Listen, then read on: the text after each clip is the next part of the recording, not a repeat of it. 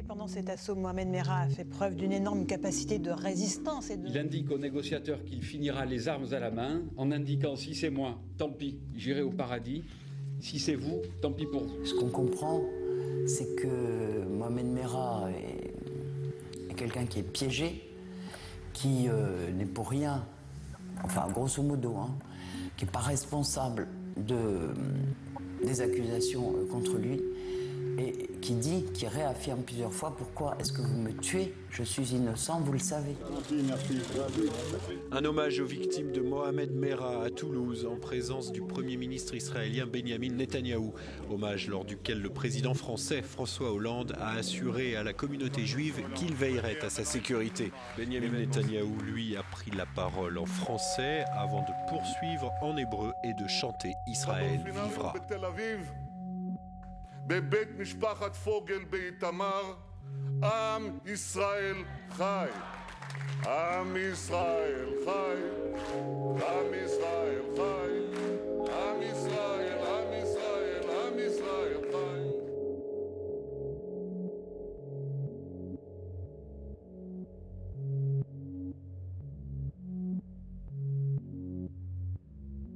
Bon, l'affaire Merah, comme son nom l'indique, aurait pu n'être qu'une simple affaire, disons, de criminels avec des motivations politiques, mais exactement comme nous avons connu des actions anarchistes, par exemple, sous la Troisième République, ou alors, disons, des actes de désespérés, ou même, disons, relevés simplement d'une pathologie.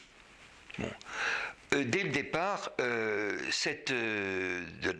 l'enquête, notre attention, c'est-à-dire celle du public, a été portée sur une possible organisation qui aurait soutenu l'action de cet homme. On nous l'a fait sentir, et en effet, on ne peut pas imaginer, cela restera toujours, disons, une énigme, un tel sang-froid d'exécution dans un homme qui n'offre pas, ou ne présentait pas en tout cas, une personnalité, disons, en rapport avec cet acte. Bien sûr, les témoins ont désavoué, disons, ont contredit la version policière. Ils ont été écartés. Il y a eu deux grands témoins, disons. L'un a été donc cette dame de Montauban, qui a brossé de lui un portrait qui n'était pas du tout celui de Merah.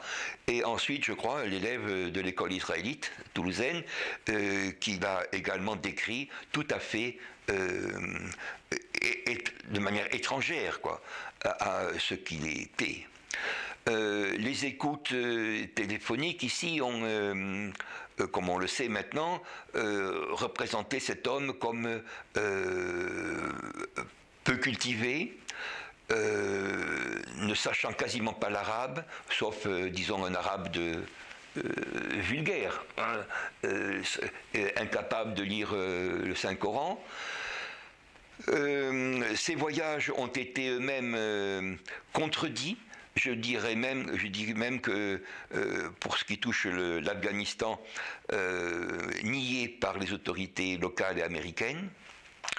On a parlé de séjour en Israël, ce qui est, paraît-il, avéré, mais se heurte quand même à la grande difficulté, disons, d'être, disons, conditionné par une surveillance policière locale. Vous savez que quand vous embarquez pour Israël, déjà vous êtes interrogé sur les motifs de votre voyage, etc.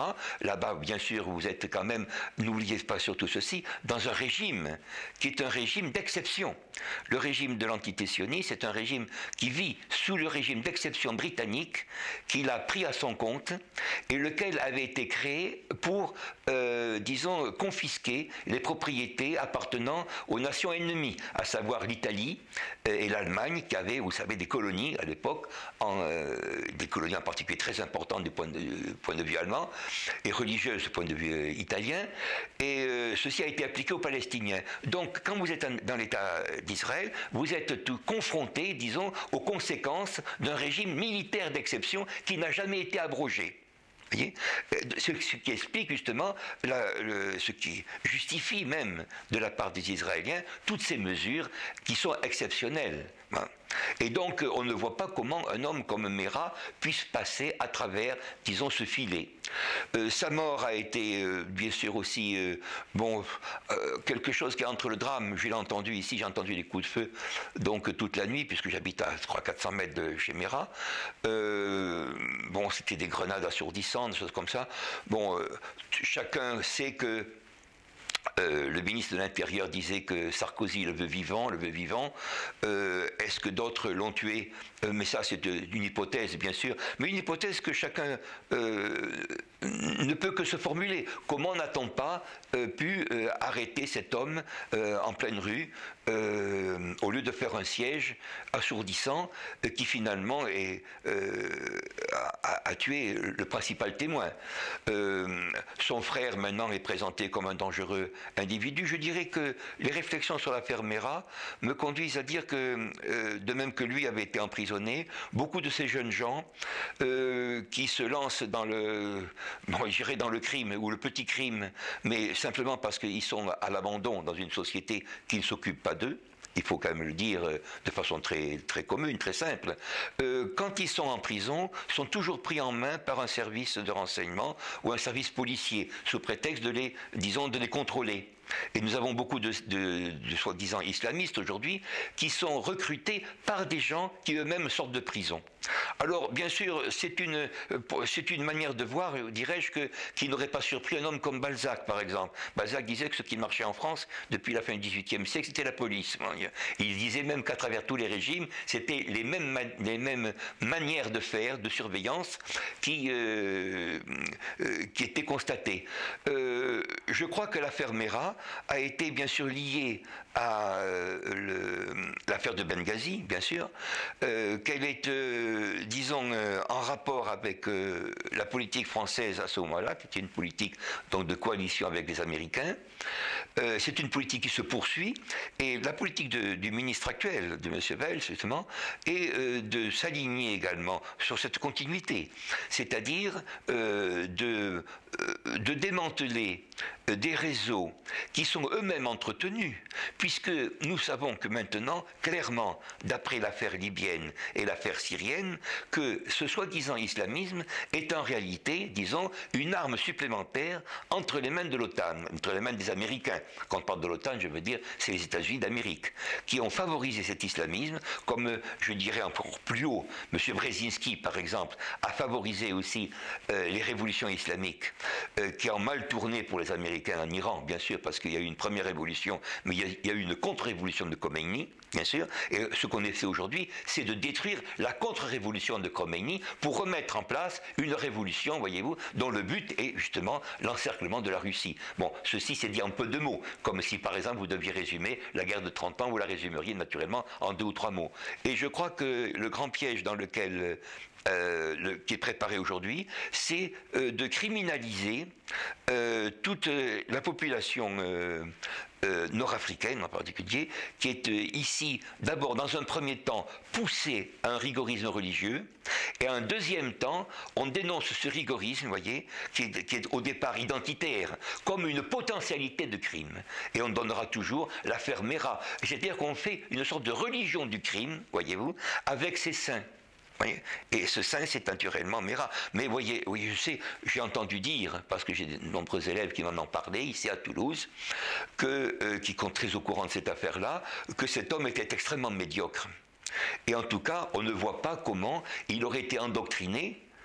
C'est comme si vous me dites que vous êtes endoctriné par un peuple grec et que vous ne sachiez pas le grec ou le russe, voyez. Bon, c'était un peu dans son cas. Alors à ce moment-là, est-ce que vous faites un feuilleton? Parce qu'un feuilleton, c'est ce qui continue. L'affaire Merat continue.